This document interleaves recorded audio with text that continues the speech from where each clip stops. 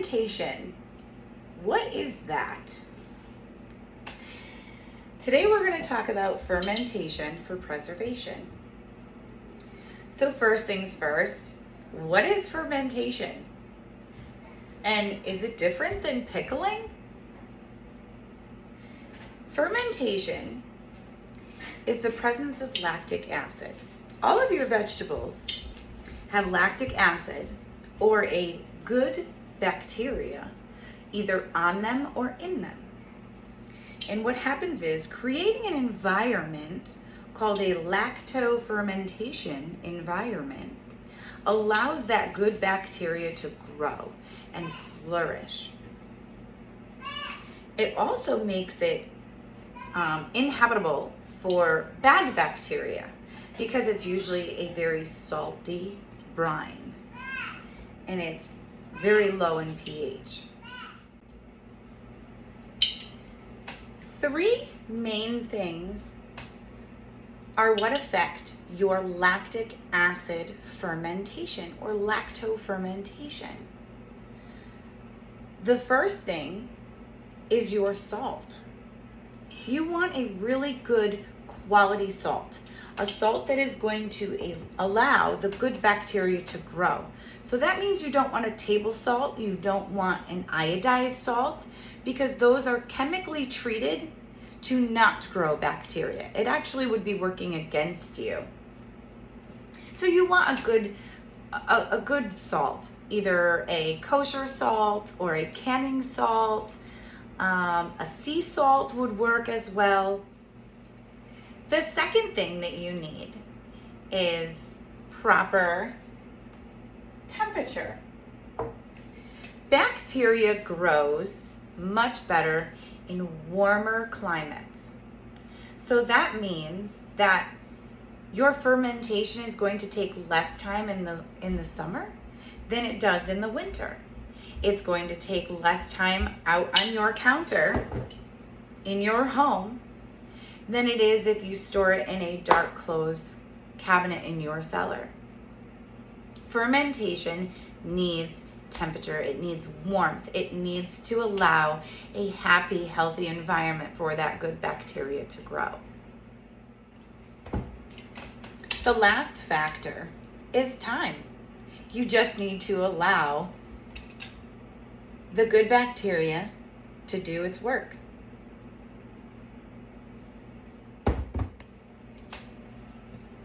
Is fermenting different than pickling? Yes it is. How is it different? Well, fermentation uses the natural lactic acid within your vegetables to create, bring out, and enhance a flavor by the use of bacteria, good bacteria that is found on the lactic acid within or on your vegetables. Pickling, on the other hand, uses an artificial acid to create a flavor. Usually that artificial acid is vinegar. So the fermentation will develop flavors from within those vegetables. Pickling is usually a flavoring that is created and then infused through a acid product, usually vinegar.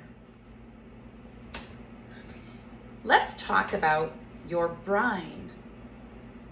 What's a brine? Well, a brine is a salt water liquid. That's it. That is your brine. It is a 5% salt water brine. That is what's used for fermentation. What is a 5% salt brine? Well, 5% means 5 grams of salt to 100 grams of water. Those of you that do not have a scale, it's okay. 1 teaspoon of kosher salt is about 5 grams.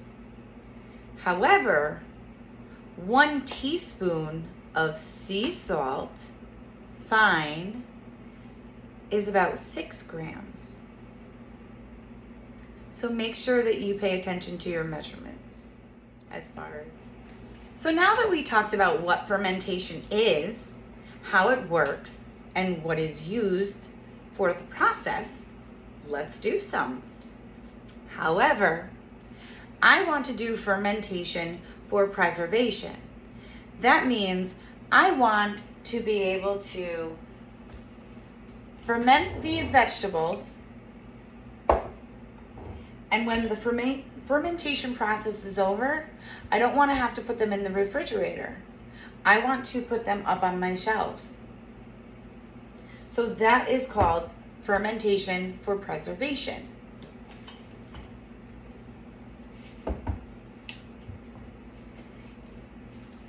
These vegetables here have been fermenting already for about 6 days. Every day, you want to open it up, release the gases. Unless you have a fermentation lid, a fermentation vessel, a spring, which would basically be a fermentation lid because it has a valve and a spring.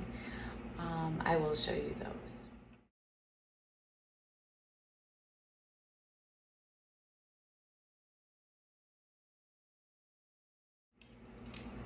I personally like a good old rack to keep down my veggies and a regular lid. They're just less expensive and they work just fine.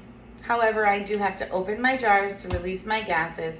I don't have to have it super tight. You want it to be able to release those bubbles.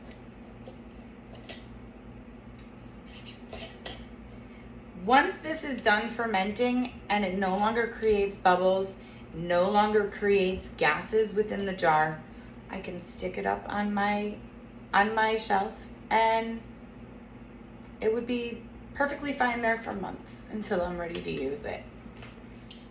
A couple different ones. So all I did was I broke up some cauliflower, cut up some carrots, cut up some peppers, just some stuff that I pulled from the garden. I have a couple things of green beans. I'm gonna do celery, carrot sticks. These are some of my favorite recipes, and I'll go through. Fermentation for preservation, you want a little more salt, a lot more salt. So this brine that I created for the preserving and fermenting is 3 tablespoons of kosher salt to 1 quart of water. So I have prepared 2 of them. I use distilled water. With your fermentation, you do not want any kind of treated water. You don't want any chemicals in the water that is going to stop the production of bacteria. Because remember, good bacteria is what we are trying to grow within these vegetables. That is what makes them ferment. And it also is what makes them phenomenal for your gut health when you eat them. So this brine is extremely salty. This brine is again, 3 tablespoons to 1 quart water. I use distilled water. You don't. Making sure that you do not use any kind of treated water because you want the growth of bacteria. Very important. So we're gonna start by packing your vegetables. And you wanna make sure that you have your veggies really shoved in there because you don't want them to float within the brine, okay? So here I just threw in some cauliflower, couple cloves of garlic, carrots that I just chunked up, some gorgeous peppers, some more cauliflower, sprinkled of dill, little pinch of black peppercorns, and that's it. Now I'm going to add my brine. You're going to fill your jars right up over the top of those vegetables. You cap them, and now you wait with some green beans. Green beans, 2 garlic cloves, a pinch of black peppercorn, and a couple shakes of dill. If you have fresh dill, that is phenomenal.